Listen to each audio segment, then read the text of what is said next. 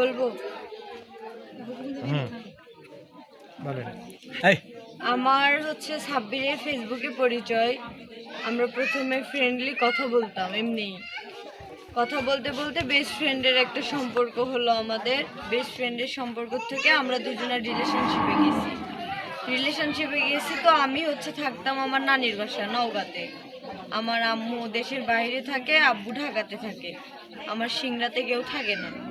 তারপরে ওর সাথে যখন সম্পর্ক একটু গভীর হলো, তখন ও বললো যে তোমার সাথে দেখা করতে যাইতে তো আমার দেরি হয়, বা ওইরকমভাবে আমি সময় পাই না, তুমি সিংড়া আসো, সিংড়া এসে একটা বাসা ভাড়া নাও।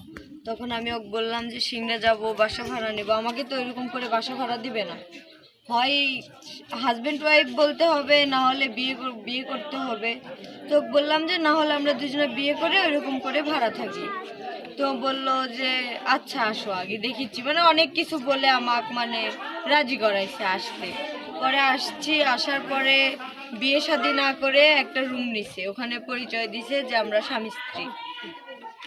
পরে ওখানে একটা বাসায় থাকলাম 1 মাস। থাকার পরে ওখানে একটু ঝগড়া হলো, অশান্তি হলো, মানে ওখানকার মানুষ বুঝতে পারছিল যে হচ্ছে আমরা স্বামী স্ত্রী না।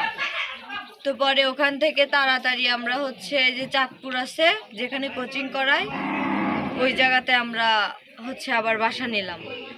ওখানে বাসা নেওয়ার পর দুজনে একসাথে থাকলাম, প্রায় 3 মাসের মতো একসাথে থাকছি। পরে যখন আমি বিয়ের কথা বলছি, ও বলছে যে ফার্ম দিচ্ছে ওর বাসায় মুরগির।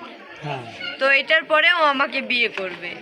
তো তার আগে আমি ওকে বললাম যে বিয়ে করো, তোমার তো আমাকে তো তোমার 1 টাকাও খরচ দিতে হচ্ছে না, বা আমাকে চলাতেও হচ্ছে না, আমার আব্বু আম্মু তো আমাকে চালাচ্ছে। বা যে ওর সাথে আমার যে সম্পর্ক, এটার বিষয়ে আমার নানি জানে যে ওর সাথে আমার সম্পর্ক, আমার নানির বাসায় গেছে ও, বা আমার পেটে বাচ্চাও ছিল। আমি জানি না এখন আছে কি না। আমি ওকে 2 দিন ধরে ঘুমের ওষুধ খাওয়ার পরে 2 দিন ধরে রাজশাহী ওকে যাই খুঁজছি। ওইটা খাওয়ার পরে আমার অনেক ব্লিডিং হচ্ছিল। তারপরে ওখান থেকে রাজশাহী আমাকে হচ্ছে হাসপাতালে নিয়ে যেয়ে ভর্তি করছিল। ভর্তি করার পরে পুলিশ স্টেশন থেকে বলছে যে তোমার যেটা হওয়া সেটা হয়ে গেছে। আমি বললাম যে কি হয়েছে আমার। পরে আমাকে বলে নাই। পরে আমাকে বললো যে একটা ইঞ্জেকশন দিছে, ওই ইঞ্জেকশন দেওয়ার কারণে তোমার আর ব্লিডিং হবে না। তারপরে আমি এখনও আর কাটি পরীক্ষা কিছু করি নাই। কালকে রাত্রে আমি ওর বাসায় আসছি, ওকে আমি 3 দিন ধরে রাজশাহীতে খুঁজছি, খোঁজার পরে ওকে আমি পাই নাই। কালকে আমি ওর বাসায় আসছি, আসার পরে ওর মা, ওর বোন, ওরা সবাই আমাকে ধরে মারছে অনেক।